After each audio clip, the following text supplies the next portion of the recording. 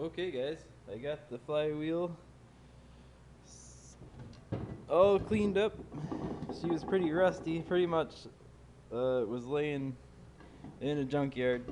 Had a little bit of surface rust on it and dirt and composted leaves, but a little bit of wire wheel action and she looks like brand new, practically. Next I just gotta stick the new clutch on her and we'll get that bolted up. There she is.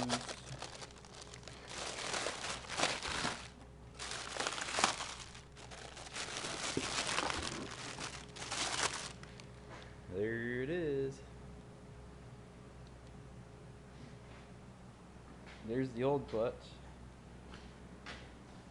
And honestly, that clutch was probably still good. But I don't know. It could have worked if I cleaned it up, but it didn't really cost that much. And, well, you got the thing apart, you might as well put a new clutch in it. So there's our new 5-speed zf5.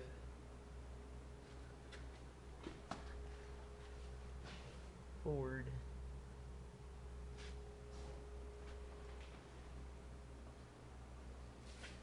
So I believe the drive shaft has to be shortened,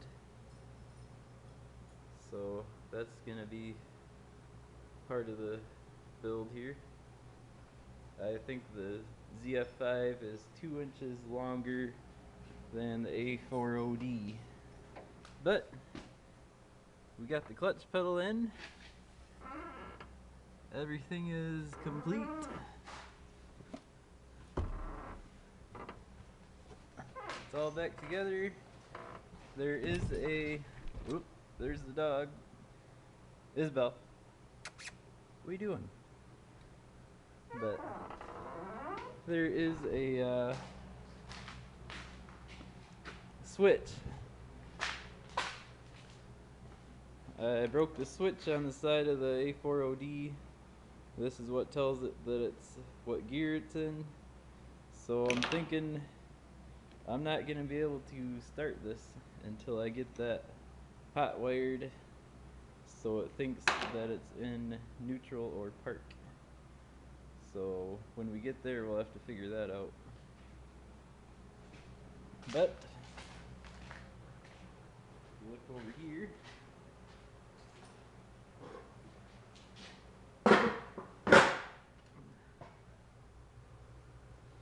Oh, let me find the light.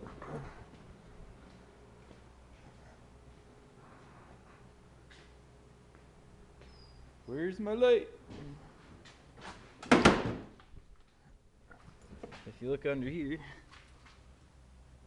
I gotta get that flex plate off and put the new flywheel on. Also, I gotta replace the starter. Standard starter is different than an automatic starter. Ring gears are different, so we gotta finish that. But in there is the starter. Once I pull this flywheel off and get that flex, the dust guard or whatever plate that is, I gotta take that off in order to get that starter out of there. If I don't do it like that, I have to remove the header, and I really don't want to remove this header. I'm afraid this one has been on here for a few years now, and I just don't feel like messing with that. So I did get a new starter.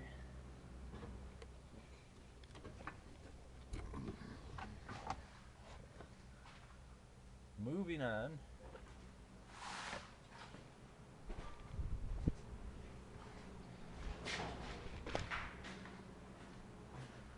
That clutch pedal assembly uses all of the same bolts and everything as the brake pedal assembly for the automatic.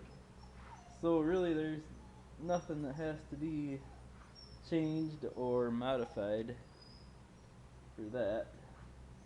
It's just a matter of unbolting, getting the instrument cluster off, and bolting the new one up. But here is the master cylinder. Oh, I gotta get up here.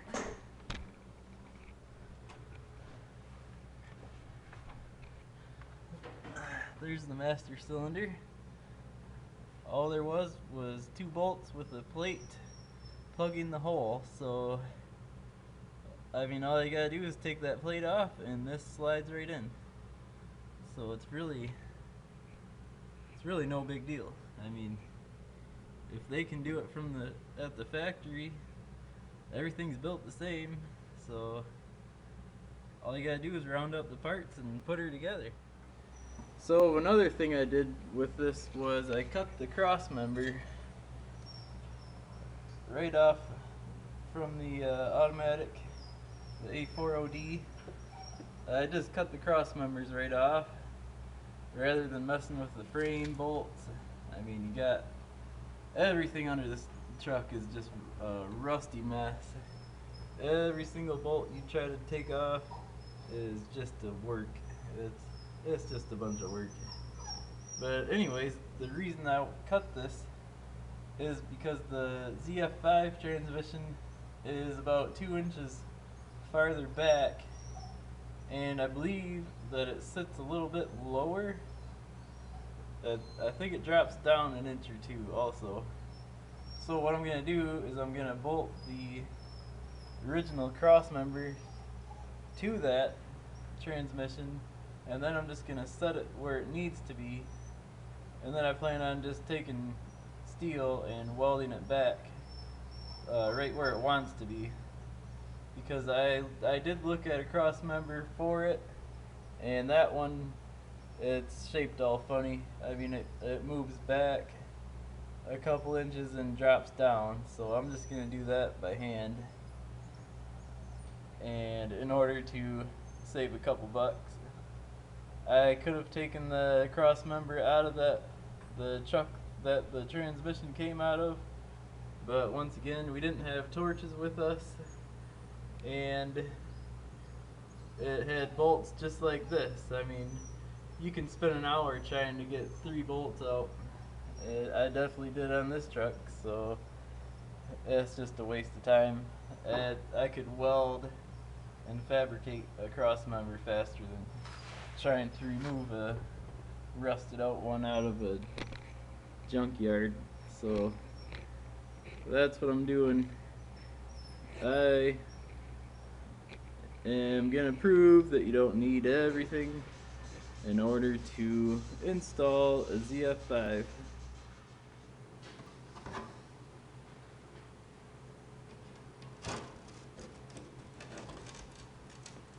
Oh, hang on. Yeah,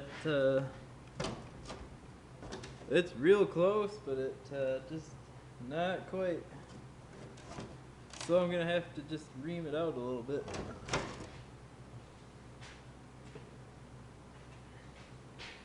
Another thing is, for the transmission, there, she fits just like that to the transmission. So, and I believe,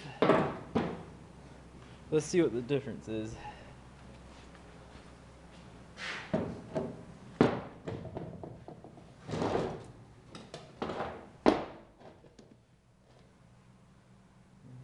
Yep, the snout on the automatic is definitely longer than for the zf5 manual.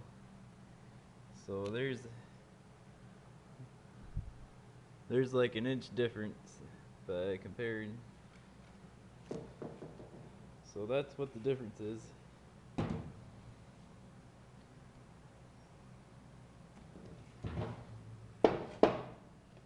So that's one thing you do have to remember to get is a starter. Well, I found a good use for keeping around wore out grinding wheels for stuff like this. I can get right in there and kind of ream it out a little bit. So I'm glad I kept that around for no reason.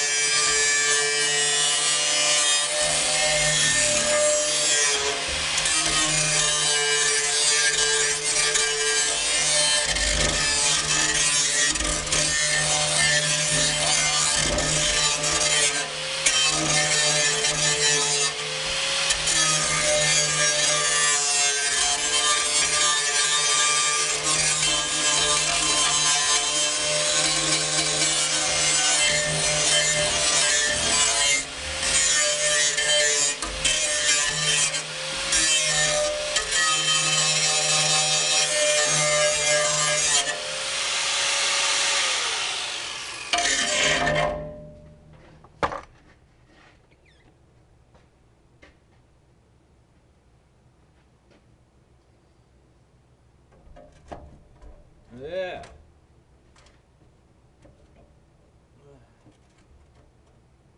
Perfect.